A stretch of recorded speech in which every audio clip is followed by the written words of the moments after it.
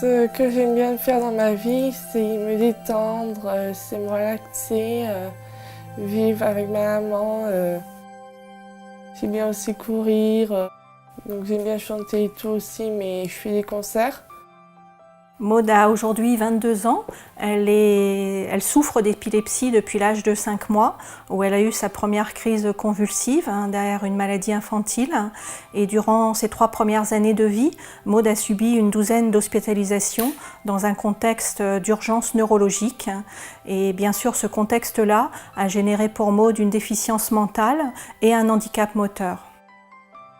La cause de l'épilepsie de Maud n'est pas positionnée. Il y a eu des recherches génétiques tout au long de son parcours de vie qui, pour l'instant, dans l'état actuel de la recherche, ne sont pas concluantes.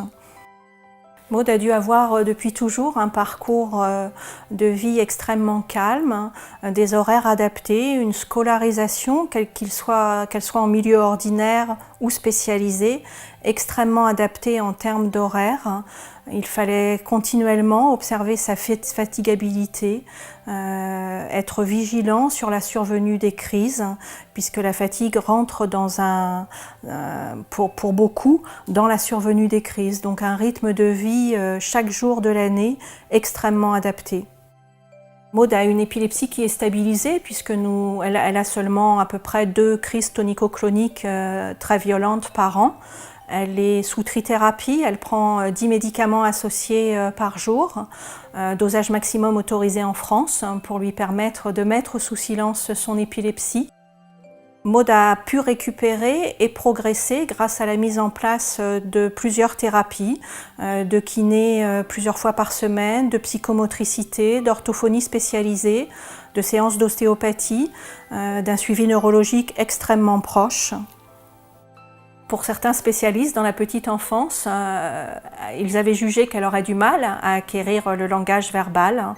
Il en est tout à fait autrement, puisque Maud est capable de s'exprimer, d'exprimer son ressenti, ses envies et de communiquer avec les autres. Plus tard, j'aime bien vivre au foyer, donc c'est ma certitude de venir plus tard au foyer, de devenir grande et de s'occuper beaucoup des gens qui m'entourent. Maud est à la fin de sa prise en charge dans l'IME spécialisé à Brie-sur-Marne pour les épileptiques sévères ou épilepsie grave avec troubles du comportement. Elle arrive à la fin de sa prise en charge et elle ne peut pas aller vers le monde des ESAT tel qu'il est conçu à l'heure actuelle. En Île-de-France, il y a 2 établissements qui prennent en charge les jeunes adultes, enfin les enfants épileptiques sévères.